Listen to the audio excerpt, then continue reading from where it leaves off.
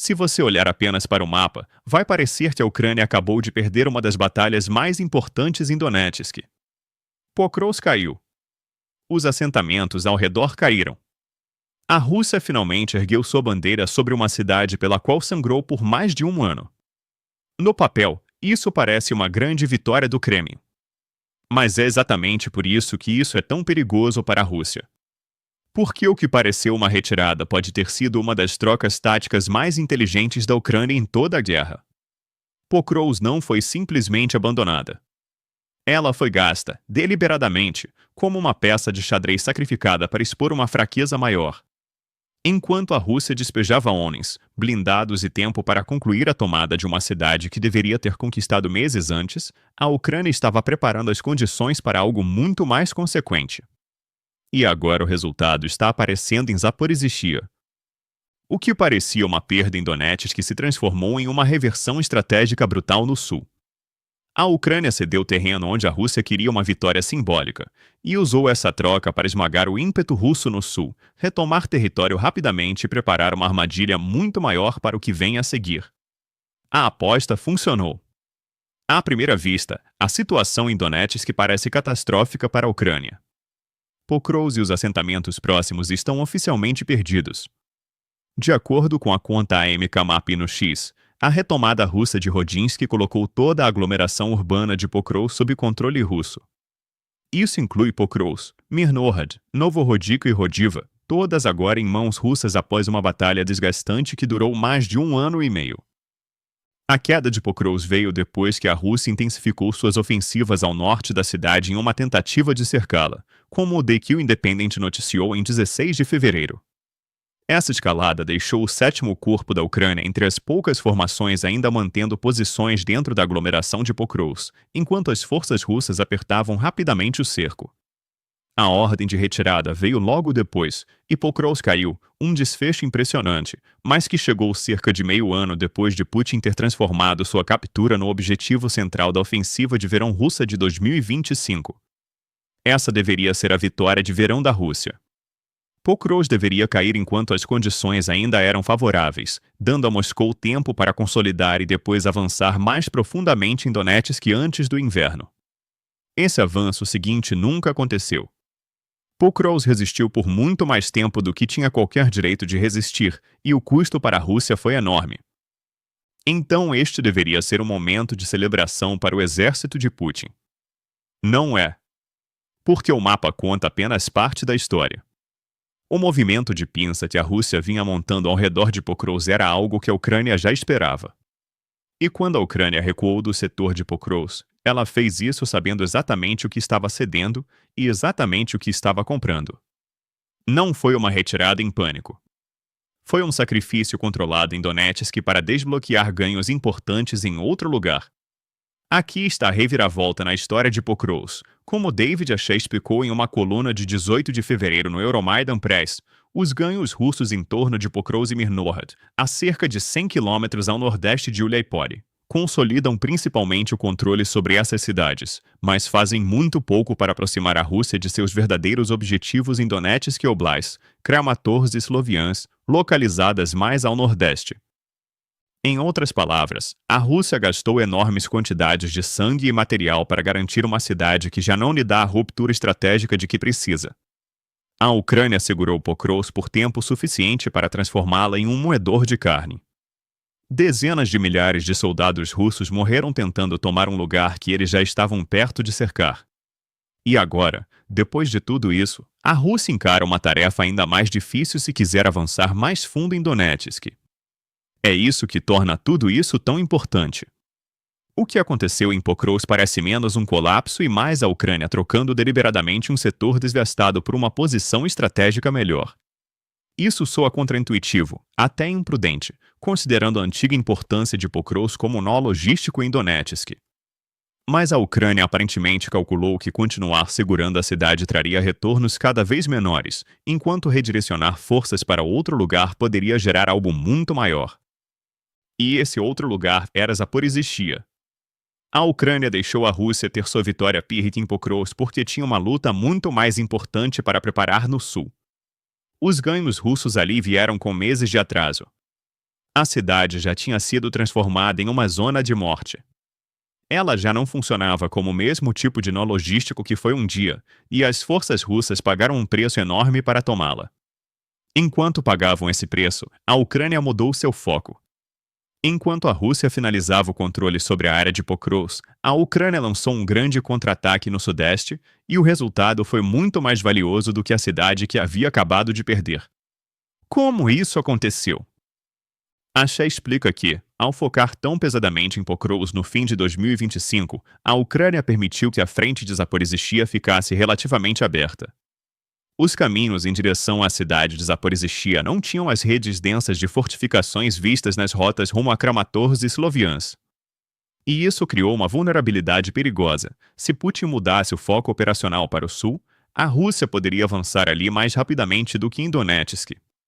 A resposta da Ucrânia foi desligar Pokrovsk e redirecionar poder de combate para Zaporizhzhia. Os ganhos que a Ucrânia obteve ali não foram vitórias táticas aleatórias. Eles fizeram parte de um plano maior: retomar terreno, fechar abordagens abertas e fortificar pesadamente antes que a Rússia consiga montar um assalto maior contra a cidade de Zaporizhzhia. Essa é uma das razões principais pelas quais a Ucrânia fez o sacrifício de Pokrovsk, e há outras, às quais voltaremos em breve. Mas, primeiro, veja o que aconteceu na frente de Zaporizhzhia. Segundo a Xé, os contra-ataques mais pesados da Ucrânia ocorreram em um setor de 35 quilômetros que se estende de Pokrovsk, em Dnipropetrovsk Oblast, fácil de confundir com Pokrovsk em Donetsk, até Olyápole. Essa área vinha sofrendo pressão do grupo de forças Dnipro da Rússia, que, segundo a Xé, tinha uma vantagem de pessoal de cerca de 5-1. Mesmo assim, em vez de lançar assaltos em massa, as forças russas estavam dependendo fortemente de grupos de infiltração, tentando avançar aos poucos e melhorar gradualmente suas posições para um avanço maior rumo à cidade de Zaporizhzhia. O sacrifício de Pokrovsk foi o que tornou possível a resposta da Ucrânia. Um grande contra-ataque ucraniano começou no início de fevereiro, com forças correndo para o sul em direção ao setor de Olyápole. Brigadas aerotransportadas e de assalto lançaram ataques coordenados a partir do oeste e do norte das posições russas, pressionando seriamente elementos do 36º Exército de Armas Combinadas da Rússia perto de Pokrovsk. O agrupamento sul da Rússia foi pego de surpresa. E, assim que a pressão chegou, as posições russas começaram a desmoronar rapidamente. A Ucrânia também reposicionou seu 425º Regimento de Assalto, uma unidade que vinha lutando ao norte de Pokrovsk até fevereiro, para dentro do contra-ataque no sudeste. Esse reposicionamento é um exemplo perfeito do sacrifício em ação. A Ucrânia sabia que mover esse regimento enfraqueceria sua capacidade de segurar Pokrovsk. Aceitou esse custo porque o mesmo regimento poderia ajudar a conquistar ganhos no sudeste que importavam mais estrategicamente. E funcionou. A Ucrânia não ganhou só um pouco de terreno. Ela ganhou muito. E antes de irmos mais fundo, é exatamente por isso que fazemos o The Military Show, para explicar o que as mudanças no campo de batalha realmente significam, e não apenas como elas parecem no mapa. Se você ainda não se inscreveu, inscreva-se, porque o que vem a seguir importa ainda mais. A aposta de Pokrovsk deu um retorno enorme à Ucrânia, e foi ajudada por um grande choque nas comunicações russas no campo de batalha, um choque ao qual chegaremos em instantes. Segundo a France 24, o contra-ataque da Ucrânia no sudeste produziu os ganhos territoriais mais rápidos que ela teve em 2 anos e meio. Para quem acompanha a guerra de perto, isso coloca esse momento em um grupo raro. A última vez que a Ucrânia avançou nesse ritmo foi durante a grande contraofensiva do verão de 2023. Até 16 de fevereiro, a Ucrânia havia retomado 201 km², cerca de 78 milhas quadradas, no sudeste. Isso é aproximadamente equivalente a todo o território que a Rússia havia conquistado em seu avanço de dezembro rumo a Zaporizhzhia. Uma grande parte do terreno recapturado fica em um setor cerca de 80 quilômetros a leste da cidade de Zaporizhzhia, e isso importa porque é exatamente onde a Rússia vinha infiltrando forças. O que antes eram zonas cinzentas agora voltou a ficar sob controle firme da Ucrânia. E isso muda tudo. Porque agora a Ucrânia pode fechar uma brecha que existia há tempo demais, e isso tornará qualquer futuro avanço russo em direção a Zaporizhzhia muito mais difícil e muito mais caro. E a Ucrânia ainda não terminou.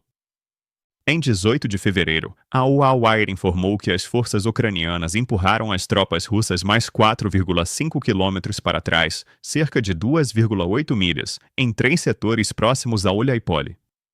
Isso veio somado a ganhos anteriores ao longo de um trecho de 20 quilômetros do eixo Alexandrivka-Uliáipole. Com esse avanço mais recente, as tropas ucranianas melhoraram posições perto de Ternov, Verbov e Vyshevy. Enquanto isso, Vladislav Voloshin, porta-voz das Forças de Defesa do Sul da Ucrânia, disse que operações de reconhecimento continuavam em andamento para identificar e eliminar mais infiltradores russos, ajudando a Ucrânia a consolidar o controle sobre o território recém-libertado. Tudo isso só foi possível por causa da troca de Pokrovsk. A Ucrânia cedeu terreno em um setor para ganhar impulso e profundidade estratégica em outro. Mas houve outro fator, e um grande fator. E esse fator veio de Elon Musk e da SpaceX. No início de fevereiro, a SpaceX teria tomado medidas para cortar o acesso russo ao Starlink, colocando em lista negra terminais ilícitos que as forças russas vinham usando para comunicações e coordenação de drones de longo alcance. A BBC News Rush informou em 10 de fevereiro que a medida causou grandes interrupções. Para os dois exércitos, o Starlink virou uma espécie de linha vital no campo de batalha, permitindo comunicação rápida, coordenação e direcionamento. Se um lado perde isso enquanto o outro mantém, o equilíbrio muda rápido. E foi exatamente isso que aconteceu. A Rússia perdeu o acesso. A Ucrânia não. Os terminais ucranianos teriam sido colocados em lista branca, permitindo que continuassem operando enquanto as unidades russas lutavam para substituir um sistema de comunicação que já estava profundamente incorporado à sua rotina de combate. A Rússia tentou construir alternativas, mas nenhuma se compara ao Starlink em velocidade, confiabilidade e flexibilidade em condições de combate. Então, quando você coloca a contraofensiva ucraniana no Sudeste nesse contexto, o sacrifício de Pokrovsk faz ainda mais sentido. A Ucrânia basicamente deixou a Rússia acreditar que estava marcando um grande avanço em Donetsk, ao mesmo tempo em que cronometrava um contra-ataque no sul para coincidir com a interrupção das comunicações russas. Unidades russas de infiltração no Sudeste ficaram, de repente, mais isoladas, mais vulneráveis e menos capazes de coordenar sob pressão. A Ucrânia atacou no momento exato. E para a Rússia, o problema não desaparece depois de tomar Pokrovsk. Qualquer impulso ofensivo que a Rússia espere gerar a partir dessa captura agora será limitado por comunicações de campo de batalha mais fracas, justamente quando tenta avançar para algumas das áreas mais difíceis e para as defesas mais fortes que a Ucrânia preparou. E impulso talvez seja até uma palavra generosa demais. De acordo com números citados pelo Ministério das Finanças da Ucrânia, a Rússia já perdeu mais de 1,25 milhão de militares na guerra até agora. Com a ruptura nas comunicações se somando às perdas por atrito, o caminho à frente para as forças russas parece ser de mais baixas, progresso mais lento e ganhos cada vez mais caros. Então agora já vimos o sacrifício, e já vimos o retorno imediato. A pergunta principal é: por que fazer essa troca? Já tocamos na resposta, mas aqui está a primeira e mais importante razão: a Ucrânia precisava fechar a brecha em Zaporizhzhia. Já mencionamos que a Rússia tinha um caminho relativamente aberto em direção à cidade de Zaporizhzhia. Mas por que isso importa tanto? Porque Zaporizhzhia não é apenas mais um centro regional. É um dos principais polos de energia da Ucrânia. A região inclui a usina nuclear de Zaporizhzhia, já sob controle russo, além da usina hidrelétrica do Dnipro e do parque eólico de Botivo. Juntas, essas instalações respondem por aproximadamente um quarto da geração de eletricidade da Ucrânia. Se a Rússia pudesse continuar avançando em direção a Zaporizhzhia com resistência limitada, ganharia uma alavanca enorme sobre a infraestrutura energética da Ucrânia e potencialmente sobre a economia ucraniana e a resistência civil. A Novaya Gazeta também observou que a Rússia vinha aumentando a pressão no eixo de Zaporizhzhia durante o inverno, antes de a contraofensiva ucraniana reverter boa parte desse progresso. A própria cidade de Zaporizhzhia estava ficando mais próxima do alcance da artilharia russa, o que teria aberto o caminho para o tipo de bombardeio sustentado que a Rússia já impôs a outras cidades ucranianas. Voloshin também disse que a Rússia estava transferindo unidades aerotransportadas de áreas como Kherson e Dnipro para setores próximos a Zaporizhzhia, sinal de que Moscou pode estar preparando um ataque mais sério mais adiante, na primavera. Então, do ponto de vista da Ucrânia, a Zaporizhzhia precisava ser protegida. E com uma boa noção do que a Rússia pode tentar mais tarde em 2026, sacrificar Pokrovsk para ganhar tempo, espaço e profundidade defensiva no Sudeste passa a parecer menos um risco e mais uma necessidade estratégica. Agora que a Ucrânia controla grandes áreas que a Rússia havia tomado recentemente, ela pode fortificá-las. Pode construir defesas em camadas como as que transformaram Pokrovsk em um campo de extermínio. E isso significa que a Rússia terá de gastar mais tropas e equipamentos apenas para recuperar o que acabou de perder, antes mesmo de poder se aproximar seriamente da cidade de Zaporizhzhia. Isso é defesa clássica baseada em atrito, e a Ucrânia está montando isso de novo. E mesmo que a Rússia consiga romper, a um custo pesado, tomar a cidade de Zaporizhzhia em si seria um desafio completamente diferente. Como disse o coronel das Forças Armadas da Ucrânia Roman Svita Novaya Gazeta, a Rússia ataca continuamente desde o outono de 2023, e ainda assim não há sinal realista de uma captura iminente de Zaporizhzhia. É um grande centro urbano, com população pré-guerra superior a 700 mil pessoas e possivelmente até 500 mil ainda vivendo lá. Svita não espera que 2026 seja o ano em que a Rússia tomará a cidade de Zaporizhzhia, e esse é exatamente o ponto da estratégia ucraniana. Cada mês que a Ucrânia compra com contra-ataques lhe dá mais tempo para fortificar, se reorganizar e desvestar futuras ofensivas russas antes que possam alcançar algo decisivo. Mas a pergunta óbvia continua: e Donetsk? Há dois ângulos principais aqui. Primeiro, Pokrovsk já tinha cumprido seu papel. Sim, ela já foi um grande nó logístico. Mas em 2025, esse papel já havia diminuído bastante. Desde que a Rússia lançou sua ofensiva de verão, Pokrovsk e os assentamentos ao redor passaram cada vez mais a ser outra coisa, uma zona de morte. A Ucrânia usou esse setor para desgastar pesadamente as forças russas, com o objetivo claro de exaurir as formações que Putin precisaria para a próxima fase da campanha em Donetsk. E por esse critério, Pokrovsk foi brutalmente eficaz. Ainda em fevereiro, o coronel Volodymyr Polevi, chefe de comunicações do 7º Corpo de Resposta Rápida das Forças Aerotransportadas da Ucrânia, disse ao The New Voice of Ukraine que as forças russas estavam perdendo cerca de 6 mil soldados por mês tentando tomar Pokrovsk. E isso provavelmente subestima o total, porque reflete apenas parte da luta mais ampla ao redor da aglomeração. Antes disso, David Ashe escreveu em sua coluna Trent Art que a Rússia sofreu cerca de 100 mil baixas tentando tomar Pokrovsk entre janeiro e o começo de outubro de 2025. O The New Voice of Ukraine também informou que as forças russas perderam 15 mil soldados ao longo de 6 meses até fevereiro, apenas no setor do 7º Corpo.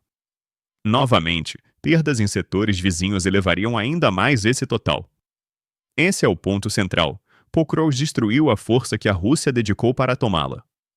E o que restou agora precisa enfrentar um objetivo ainda mais difícil: Kramatorsk e Sloviansk. Mencionamos essas cidades antes, e elas provavelmente serão muito mais duras para a Rússia do que Pokrovsk jamais foi. Por quê? Porque elas fazem parte do cinturão de fortalezas de Donetsk, um sistema defensivo em camadas que a Ucrânia vem expandindo e reforçando há anos.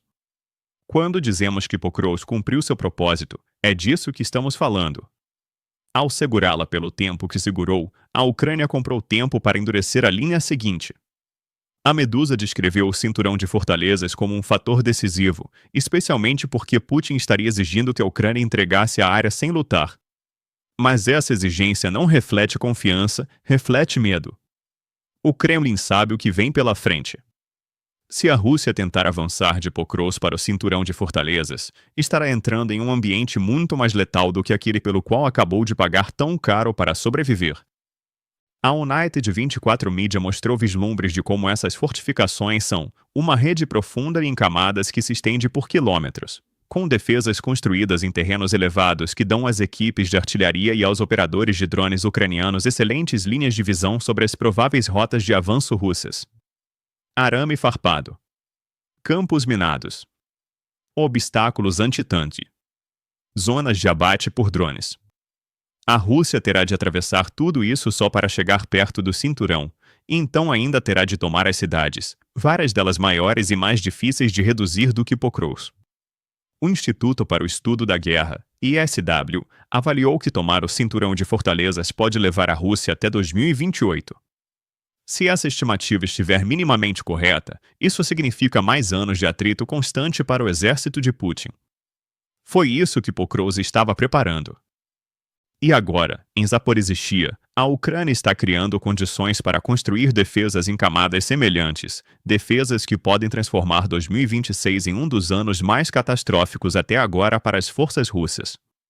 Por fim, há o ângulo político, as negociações de paz. O sacrifício de Pokrovsk pela Ucrânia também é inteligente em termos de negociação. Por quê? Porque o ganho da Rússia é algo que ela já tinha afirmado possuir. Se Moscou disse que Pokrovsk caiu em dezembro, então tomá-la agora não cria nova alavanca, a menos que a Rússia queira admitir que estava exagerando seu progresso antes. A Ucrânia, por outro lado, pode apontar para o terreno recém-libertado no sudeste, cerca de 80 milhas quadradas, e usar isso como prova de que a Rússia não consegue segurar de forma confiável nem mesmo o território conquistado recentemente. Isso importa quando enviados se encontram e concessões territoriais estão na mesa. Por que a Ucrânia deveria ceder mais território quando a Rússia já está lutando para manter o que tem? Especialmente quando o quadro de batalha futuro provavelmente favorece a estratégia ucraniana, as forças russas encaram zonas de abate fortificadas em Donetsk. E Zaporizhzhia está ficando mais difícil a cada semana agora que a contraofensiva ucraniana comprou tempo e espaço para construir defesas. O exército do sul da Rússia sofreu um golpe sério. As forças russas em Donetsk estão exaustas. E se a Ucrânia mantiver esse ritmo, combinando defesa por atrito, retiradas seletivas e contra-ataques rápidos, então essa perda em Pokrovsk pode acabar sendo lembrada como uma das jogadas que ajudaram a criar as condições para a posição mais forte da Ucrânia em 2026. É isso que torna este momento tão importante. A Ucrânia não simplesmente perdeu uma cidade. Ela trocou uma cidade para quebrar um exército. E, enquanto tudo isso acontecia, a Ucrânia também vinha transformando sua força de drones em uma máquina de guerra ainda mais implacável. Ela está operando algo parecido com um ciclo de produção e ataque estilo McDonald's 24/7 com drones, e as forças russas já estão pagando por isso. Confira nosso próximo vídeo para análise completa. E não se esqueça de se inscrever no Military Discourse para mais análises afiadas sobre o que realmente está acontecendo na guerra na Ucrânia.